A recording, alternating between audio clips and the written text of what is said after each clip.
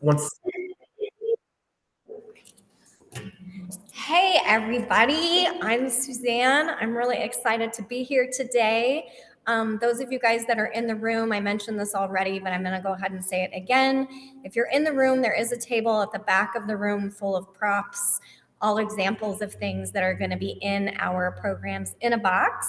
You guys are welcome to take a look at those at the end of the session. Do not take anything because it's not free. It's not for you. It's just for you to see, but you guys are welcome to take a look at that stuff. Okay, so like Brent said, I'm the Indiana Young Readers Center librarian, and I run the Indiana Center for the Book at the State Library. That I'm wearing the opposite of what I have on in my photograph, which is hilarious. Just a funny note. And my email is there. You guys are welcome to reach out if you have any questions about this project. This is a really big project. It's taken me a couple of years to get it going, and so I'm happy to talk to anybody about it.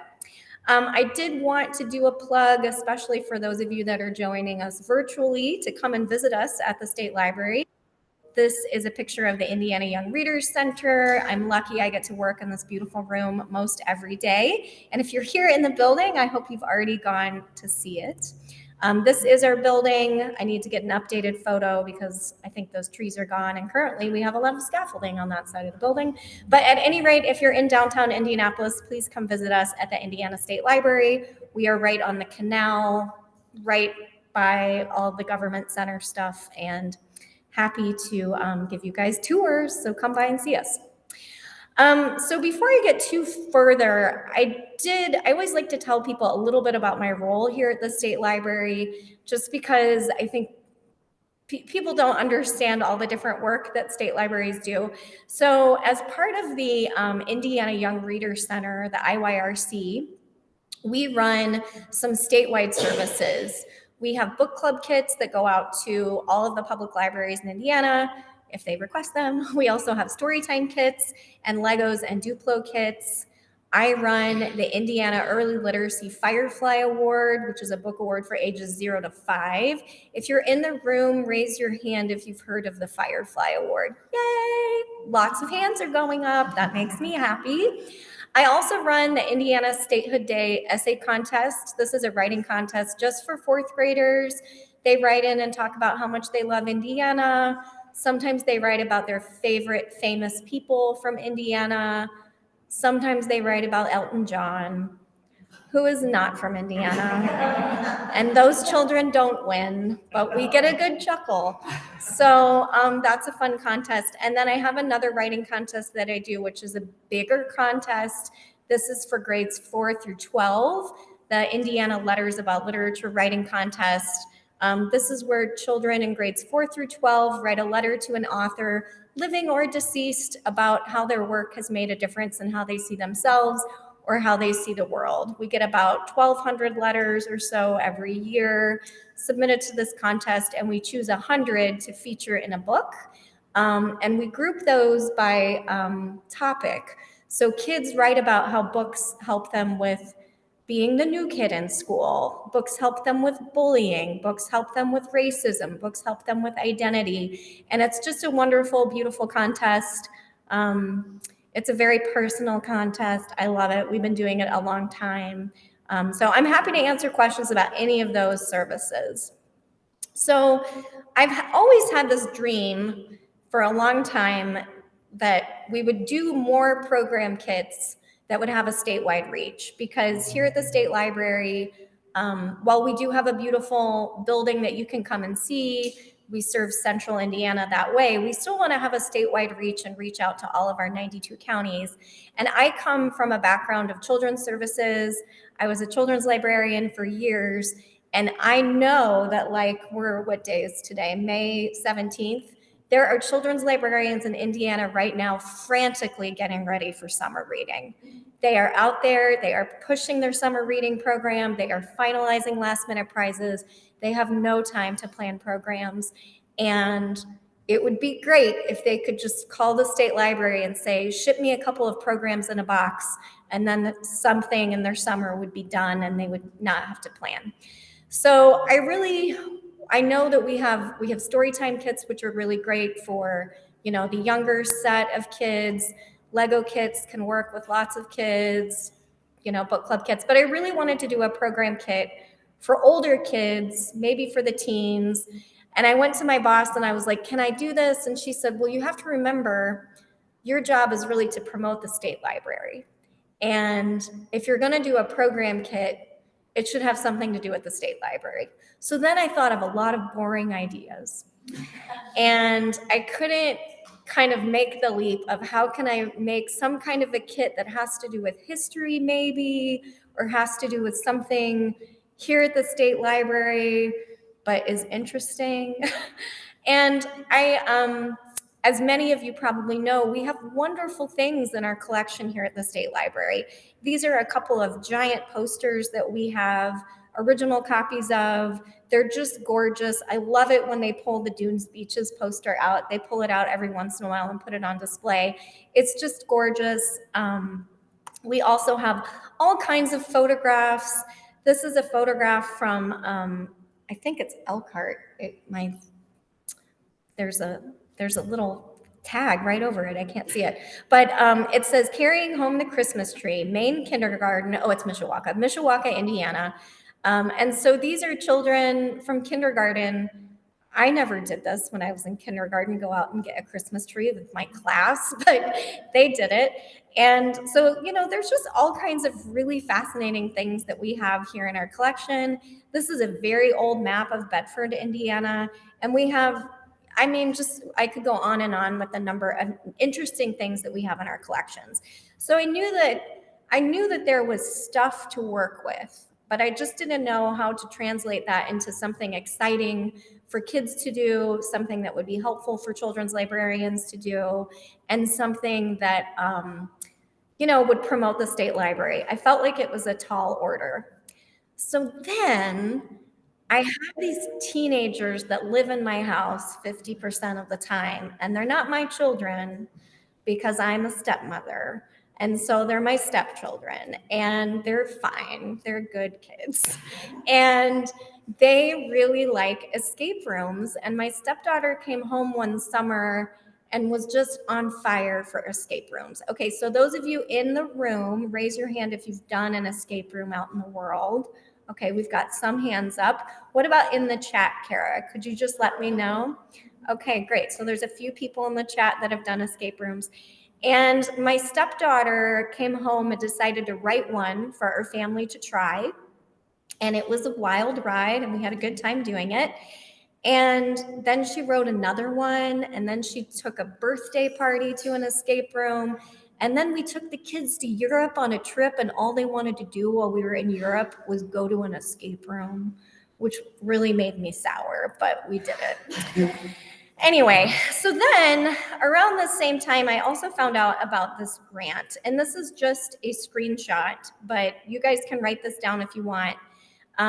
This is Teaching with Primary Sources. And Teaching with Primary Sources is a project of the Library of Congress, which is why I get to talk about this today on Government Information Day, because the Library of Congress is government. And they have a great funding opportunity called the TPS grants, Teaching with Primary Sources. And they have two kinds of grants. You can get a big grant from the Library of Congress, which is like $150,000 or something crazy. Or you can get a smaller grant, and I'm saying that in quotes because I don't think it's that small. My grant is $18,000, but you can go up to, I think it's $25,000. And you can get that through your Teaching with Primary Sources region. And the country is divided into 3 regions. And in Indiana, we're here in the Midwest. So earlier, I did find out that there are people attending this presentation today that are actually not from Indiana. So hopefully this will inspire you to do a similar project in your state. So I went ahead and, oh, there's the website. That's a really dumb slide, but that's the website, teachingprimarysources.illinoisstate.edu. That is the slide for the Midwest one. Okay, so I found out about this grant, and so I thought, all right, maybe I can write some escape rooms for kids that have to do with primary sources. So in order to do that, the first thing I did was I decided to get a little bit of training. So what I wanted to let you guys know, I'm going to go off brand here and I'm going to come over here to a different place. I forgot to do this. Oh, this is all weird now. Hold on. Um, doo-doo-doo.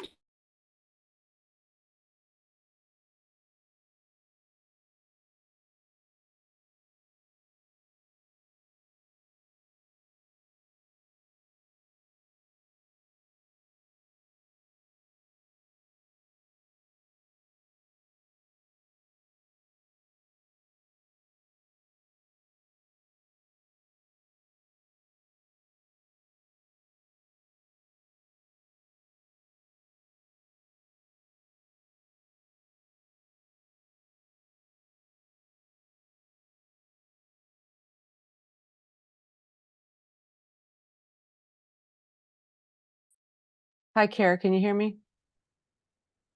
Suzanne has, her screen is gone and we can't hear her. If anybody can hear me online, can you type in the chat? Okay, so you can hear me. Kara, can you hear me? Okay, so we're just having some technical difficulty, so we're gonna see if we can get Suzanne back. Looks like she logged out and logged back in.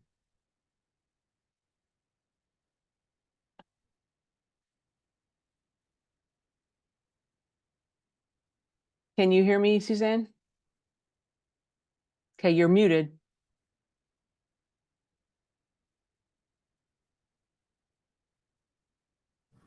Hi, are we back? We're back. Can you hear me? Okay, great. Sorry, Okay. everyone, about that. Okay, now can you see the Library of Congress? Okay. How are we in the room? Are we good? Great. Okay, so what I wanted to show you is on the Library of Congress's Teaching with Primary Sources program, there's this little tab that says professional development, and they offer all kinds of ways for people to learn more about teaching with primary sources. I actually took a 6-week course to just learn more about what they offer and to learn more about how the Library of Congress feels like best practices for sharing primary sources. And I thought that was extremely helpful for me to then apply for this grant so that I could say, hey, I'm applying for one of your grants. I've already taken some of your training. They also have self-paced modules, all those kinds of things. Okay, so let me come down here. You guys are so patient. Okay, how does that look, Kara? Good. Okay, great. So I took some training through the Library of Congress, and they introduced me to, they have this thing called Teaching with Primary Sources Teacher Network. And this is like a learning platform, which now I'm afraid to show you because I'm afraid I'll get myself knocked off. So I'm not going to show it to you. But essentially, it's like a social media situation where you're connected with the Library of Congress and you can, maybe I can show it. I'm afraid, but we're going to try. It's right here.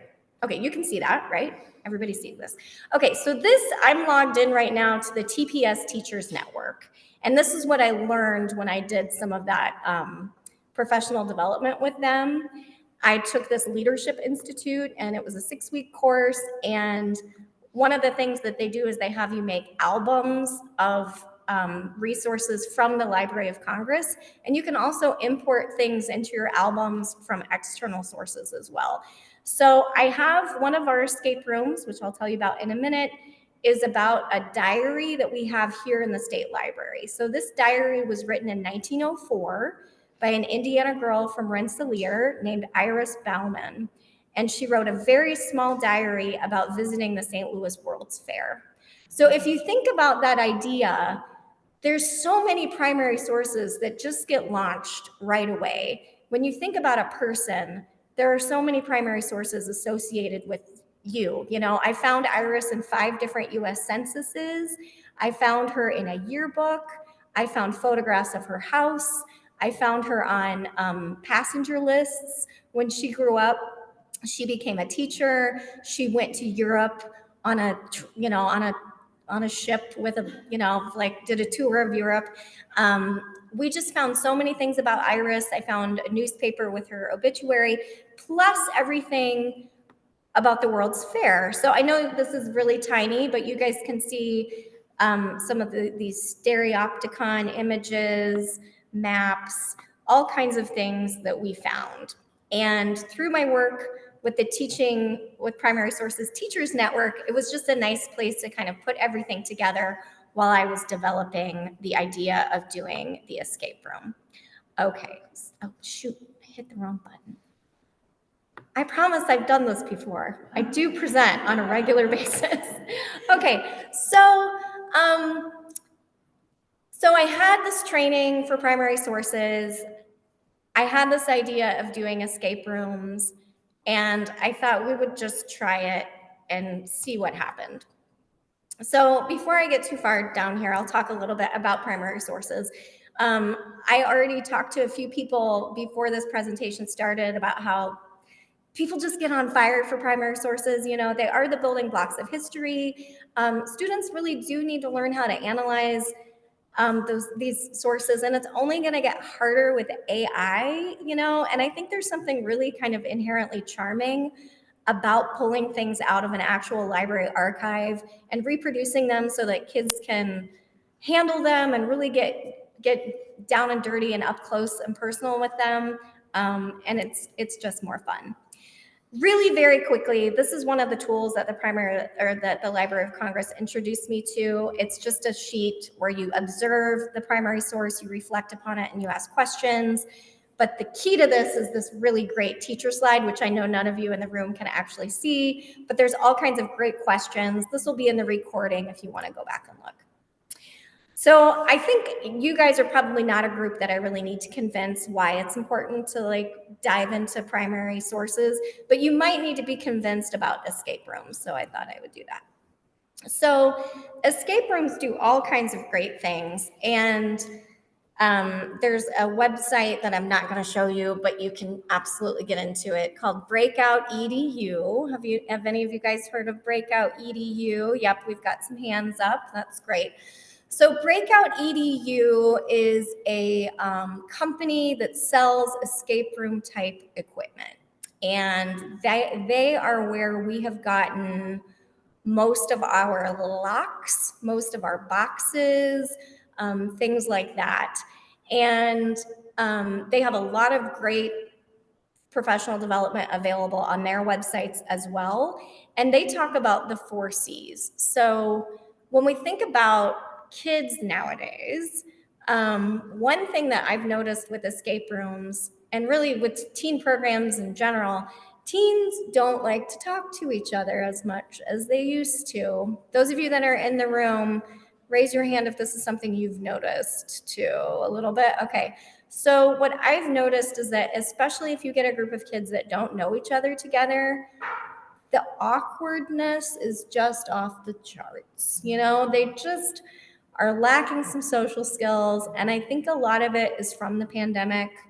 I think a lot of it has to do with social media. I think a lot of it has to do with this sort of second pandemic that we're living in with this anxiety situation. I talked to you a little bit about my Letters About Literature program. And every year I track kind of what the kids are writing about. And over the last several years, I've gotten a huge increase in the number of kids that write about anxiety. So kids are stressed, they're very anxious, and they have a hard time working together as a group. But if they're gonna be locked in a room or trying to unlock a box, they talk to each other. So one thing that's been really neat to see is that when you do get a group of kids together working on, a prescribed mystery, they do start communicating. And the other thing they do is they start collaborating. So they work together, and they have to do critical thinking in all of these escape rooms because there's a big variety of puzzles that they have to solve. Brett, I might have you actually bring some things up so I can show things on the camera. If you want to just grab one of the puzzles, like a bag of puzzles and a newspaper and just 2 or 3 other things that look fun, bring those up for me. So, you know, they're working together, they're being collaborative, they're doing critical thinking, they're using their creativity. All of this is stuff that we want for our teens anyway, right? So none of that has to do with primary sources, but it's all great stuff. The other thing that escape rooms can do is they can really promote leadership. Those of you guys that have done escape rooms before, you might know that one of the tips that people always tell you is like elect a leader in your escape room, somebody who's just kind of coordinating what's going on. And I'll tell you a little bit about how the structure of some of our rooms here in a second. But then, of course, obviously the kids are doing problem solving. You know, what's really hard is for me to like be quiet while they're working and not give them hints unless they ask for hints. And that's something that I'm going to coach teachers as well when we get to that time. That it's really up to the kids to do the problem solving. It's great for team building. This is something that we've already started to do with staff here at the State Library, mostly as I've been testing. But these are also things that we are actually going to offer to state employees over lunch breaks next year. So we're just going to have a couple of times where any state employees will be able to come and do an escape room over lunch just for fun. And boy, you get a lot of confidence when you've been trying to figure out a code and then you break the code and then you get to take that 5-digit number and put it into a padlock and open it up. You get this great little like endorphins, maybe it is, I don't know, or maybe it's dopamine. I don't know, something good happens and it can really build your confidence. So escape rooms are super duper fun to do with teens. There's all kinds of great benefits that you get, and they really are aligned to teen development as well. I had a librarian that was kind of like, well, we can't do these because we really need things that are going to help with our kids' education. And I was like, well, let me tell you about the themes. So I hope I have a slide for that. I'll get to that in a minute. So we talked about the historical themes that we're covering in our escape rooms, but we also talked about all of those other great things like leadership and communication and problem solving and critical thinking. And then I won her over. So that was good. So the picture that you guys see right now, these are all things that we purchased through Breakout EDU. They have really solid locks, great boxes, lots of cool props. We use UV light on all of our escape rooms with flashlights to reveal clues, which is super cool. The little red thing is actually just like a piece of red plastic. And if you put it over something that has blue and red ink, then the blue shines through. It took me a while to figure out how to incorporate that, but I did finally figure that out eventually. And then of course, those of you in the room, we have more stuff on the back table. I'm gonna go ahead and show you guys a couple of things here. And are you seeing me, Kara? Okay, great. All right, so this is a pretend newspaper. We printed this off. This is something that we actually own here at the State Library. And this newspaper, oh no, that's not true. It's not from the State Library. I think this might be from the Library of Congress.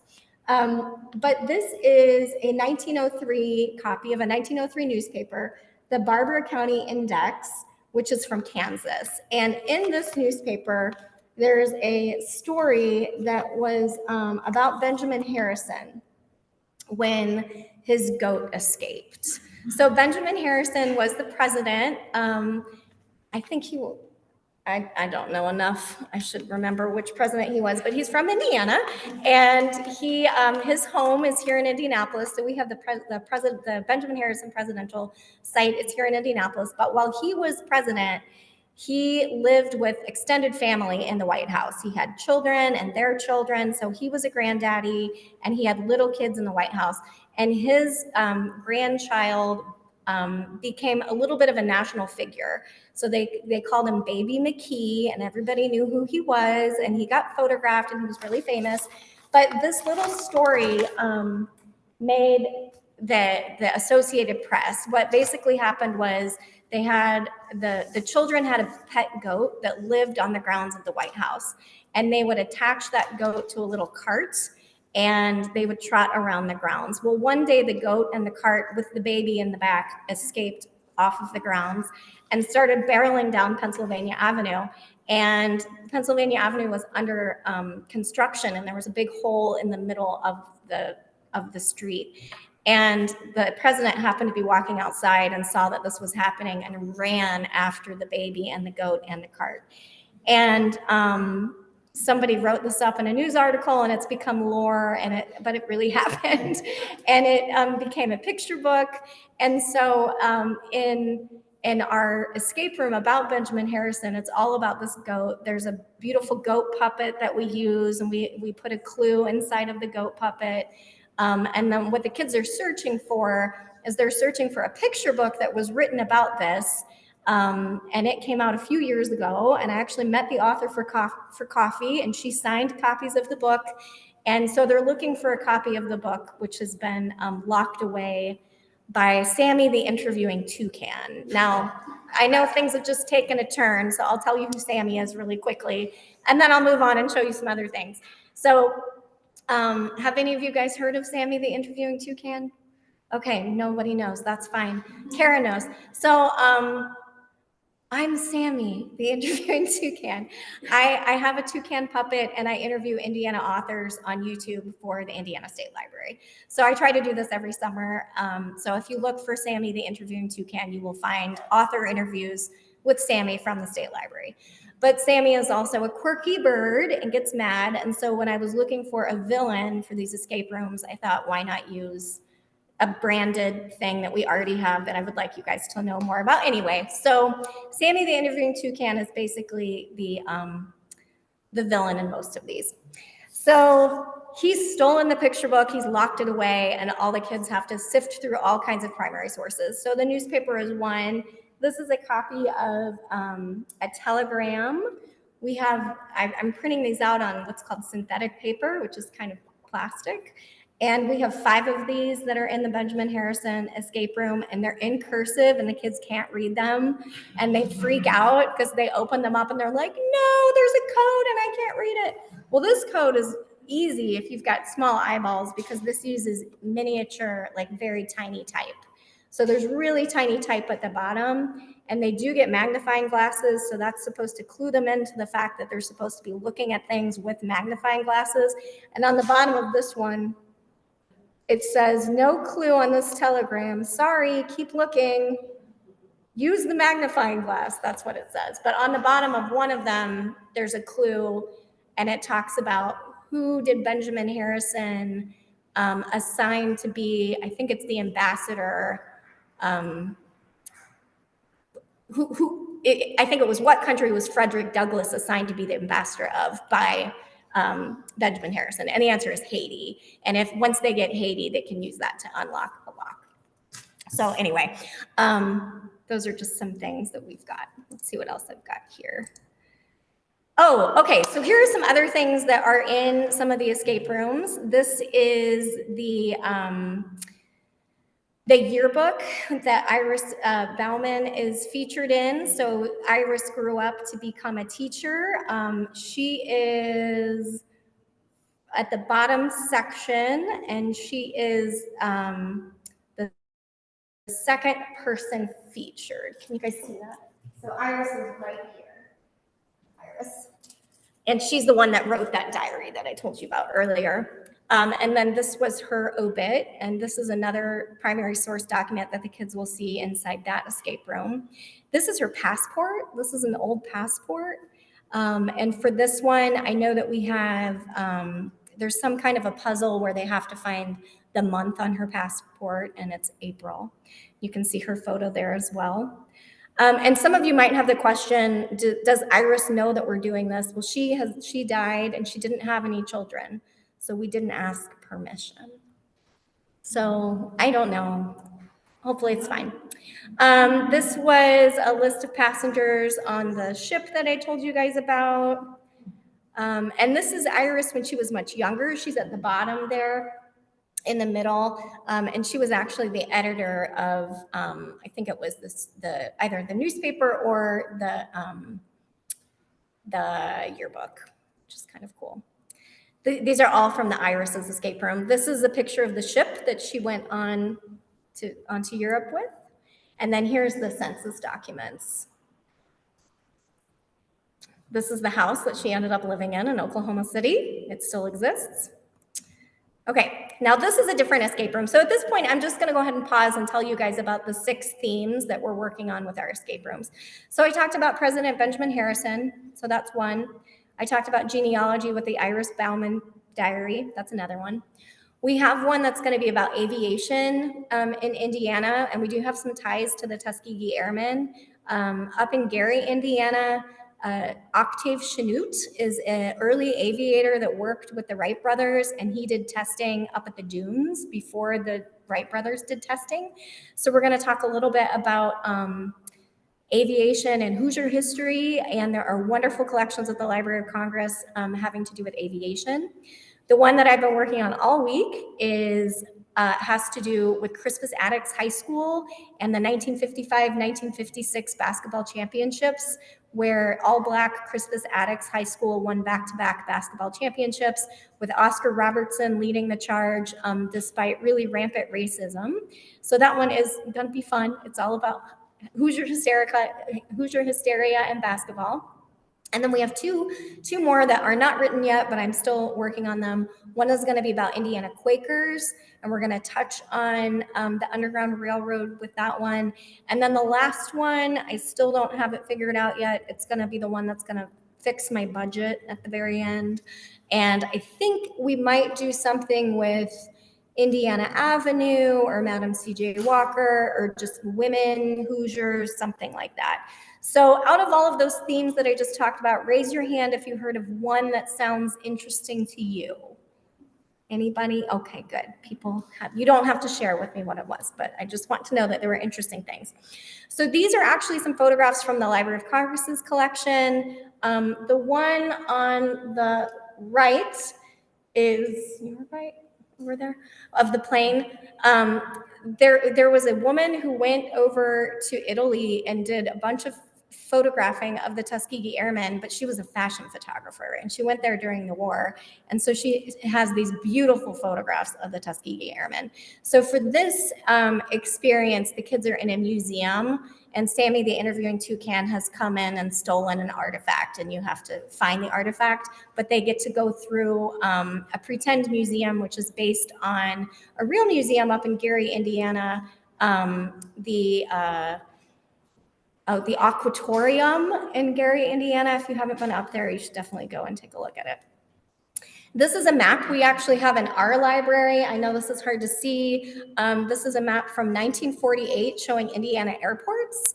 And you guys can see all of those dots. Are you surprised there were that many airfields in Indiana? There were lots and lots and lots. And what we ended up doing with this one, you might be able to see in the corners, there's some like nonsense, like red and blue, I don't know, little areas of text. And that is what they have to use that red viewfinder to put over. And this is also going to be changed into a puzzle. So at this point, I'm going to go ahead and show you guys in the room one of the puzzles that we've done. I've been really happy with the puzzle company that we've been working with. These are acrylic puzzle pieces. They're really stiff and nice and big, so we can hide them, but also find them. And, you know, they're kind of clacky, which I kind of like. So they'll be really sturdy. They're not going to break, hopefully. I just want these to be really high quality so that when people get them in their libraries, they'll be able to use them successfully. Here's a couple of other things from the Gary Aviation one.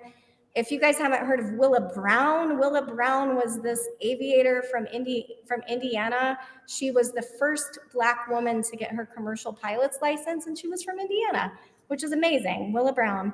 And then, of course, I've learned a lot about Sanborn fire insurance maps through doing these escape rooms and other things. I am on fire insurance maps. They're amazing. Okay, so that's a little bit about the project. We currently, like I said, we have 4 rooms completed. We've done tests on 3.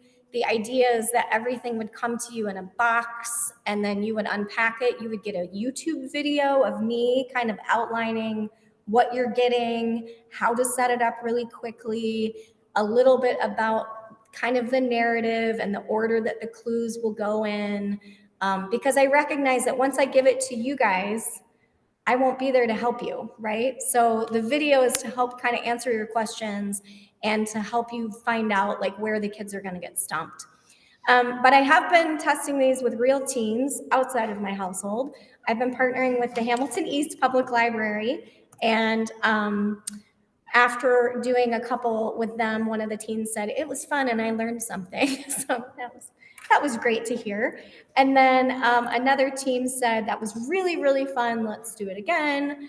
But my favorite was when I did this at the Benjamin Harrison presidential site. So I took our escape room about Benjamin Harrison to the Benjamin Harrison presidential site and did it with their educational staff. And this is what Roger said.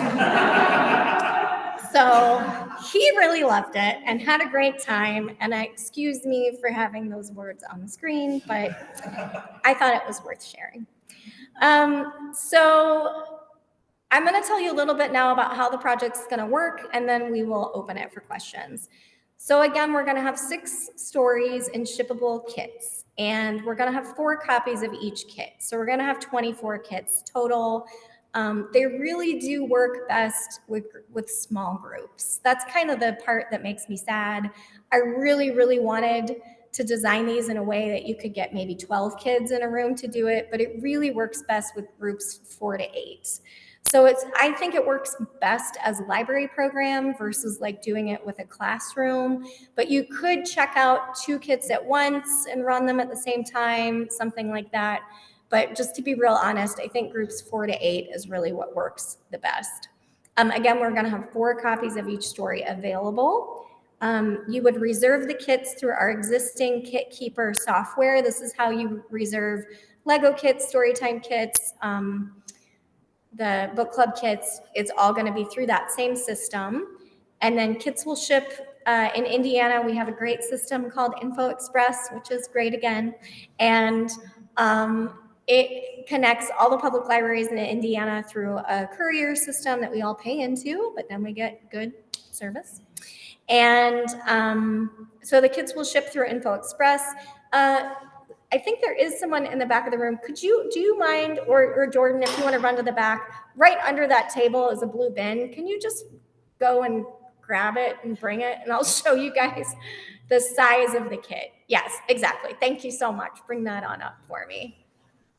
So this is the size of the kit that will come. They will all be shipped in a bin this size. I'm going to go ahead and show you on the camera. This is how it looks as compared to my head. Yay. So these are Demco is where I bought those. They're called Gratnell bins. And they have a lid that'll, snap on and it'll be taped. So they'll come to you through Info Express. And the stories we think are going to end up into 3 categories of easy, medium, and hard. Right now, easy is Benjamin Harrison and the Goat, and then the Christmas Addicts High School Basketball Adventure, although I think that one's really skewing a little medium. And then Indiana Quakers is going to be medium, as well as the last one that I'm still not sure about. And then the hard ones, Iris and the Genealogy and the Lost Diary, is going to be pretty hard. And then the aviation one is a little hard, maybe skewing medium. So we're trying to kind of level out so people will get different levels of difficulty to do these.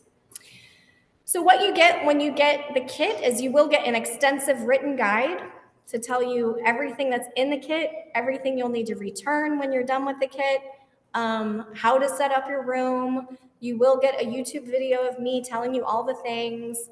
I already did this. We decided that it's best for me to send all the contents to people unlocked so that you have to kind of interact with the kit and then lock everything.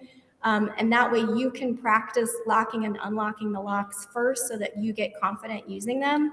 So everything is going to come unlocked and with, like I said, extensive directions on how all the things, what to do if a lock gets reprogrammed. Hopefully that won't happen. You're also going to get suggestions for decor for the Benjamin Harrison one.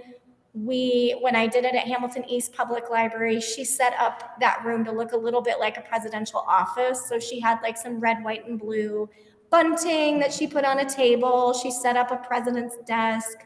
She put up a pretend fireplace and got some big chairs around it. And then when we did the aviation one, that one's kind of like a museum. So we're doing like dimmed lighting, black tablecloths. For all of them, I suggest that libraries pull books from their collection to support the theme, because then you can also hide puzzle pieces inside the books. And all of the escape rooms start with, like, there's puzzle pieces hidden around the room. So that's an easy thing that you can start with. But then there's lots of other kind of things that we have happen. For the Christmas Addicts one, there's going to be a banner made out of magnets, and it's going to say addicts, but it's going to be all mixed up. So they have to put it in the right order. And then if they flip it over, there's going to be colors on the back, and that's going to correspond to a color lock. For that, I'm telling you all my secrets now. Also for the Christmas Addicts one, there's going to be a newspaper, and there's going to be a clear acetate sheet that's got things marked out and circled. And when you line it up on top of the newspaper, they'll be able to find like the code but there'll be other things that they'll be trying to line it up for. So anyway, okay, suggestions for books. I talked about that. And then almost all of the escape rooms have worksheets that the kids end up doing through the course of the escape room. Some have to do with Morse code. One has a maze. One is this crazy puzzle called a crossout puzzle, where you have to do matching, and then you're ending up crossing out numbers that don't matter, and then the numbers that are left are the end up being the code. So a lot of them have these worksheets. So all those worksheets are included along with extra copies. And then if you need those emailed to you, I can always email those so that people can print more. So all of that is included. So we do have some really cool props. We don't have this compass yet, but we have it on order. We do have the shoes, and I didn't bring them because I want them to stay white as long as possible.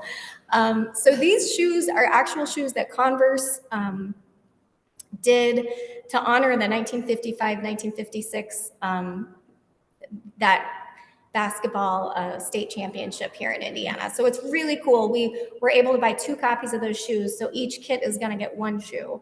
And the kids are going to be searching for the 1 shoe. The other shoe is, Sammy, the interviewing toucan, has the other shoe. So, but those are some of the cool things that we've got.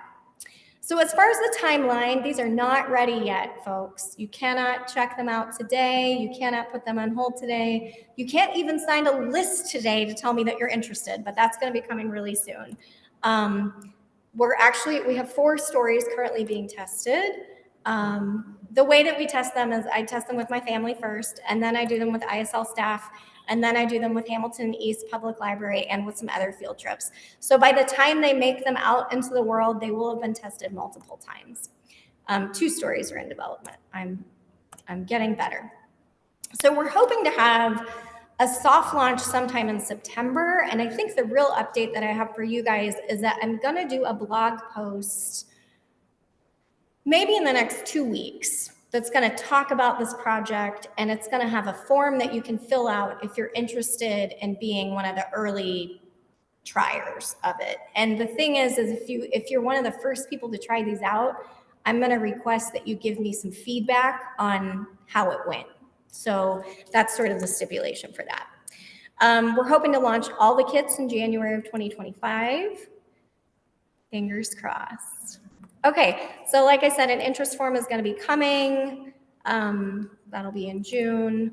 And that's mostly what I have today. So does it sound fun? What do you guys think? Okay, good. All right. So I did want to leave plenty of time for questions. So I'm going to go to Kara first and ask if there's any questions in the chat.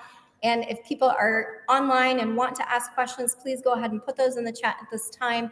And those of you in the room, does anybody have questions for me? Yes, and be sure to be very loud for me. How long would a program typically last? Okay, so how long would a program typically last? So I think that most of these can be done in 40 to 60 minutes. And the sweet spot is really like 25 to 50 minutes, and that's about what we're hitting. So you could run a program for an hour and you could introduce the topic at the beginning, or you could just do the escape room and see how much time you have left at the end, and then talk a little bit more about the topic if you wanted to.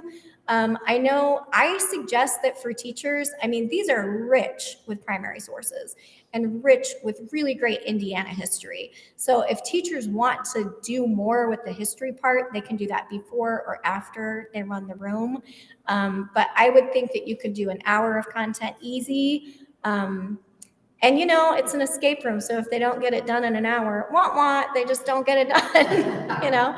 But you do get to keep the kits at this point.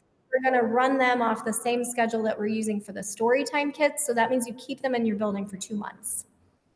So you get to have it for 2 months. So you could run multiple, you could have it multiple times. Go ahead. So if you reserve them, can you like say, I need it for this month because I have a firm schedule?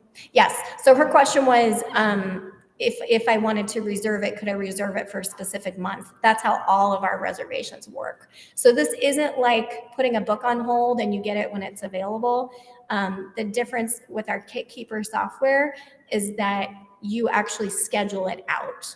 So these, you'll be able to schedule these out at least a year in advance. We might try to check the system to see if we can go farther, because I feel like they're going to be popular.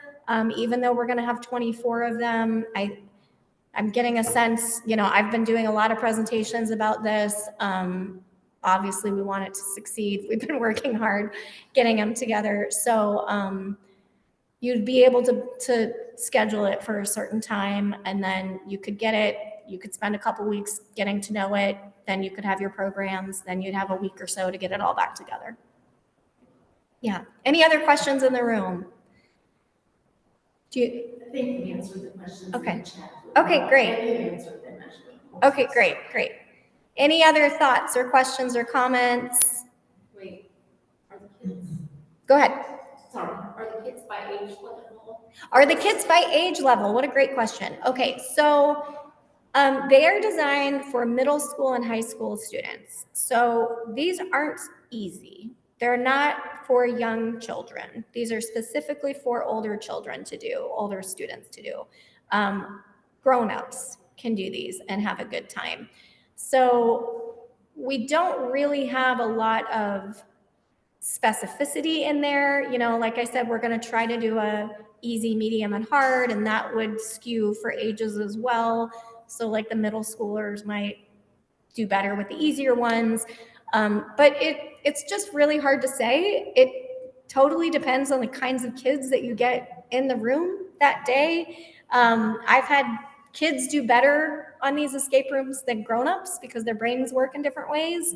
And then I've had other times where the grownups get it right away and the kids miss the fact that you need to alphabetize a set of photographs.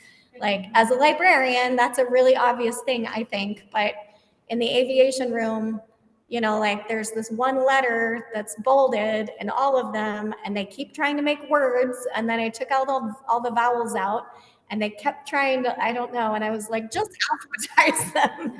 So for you guys, it would be easy.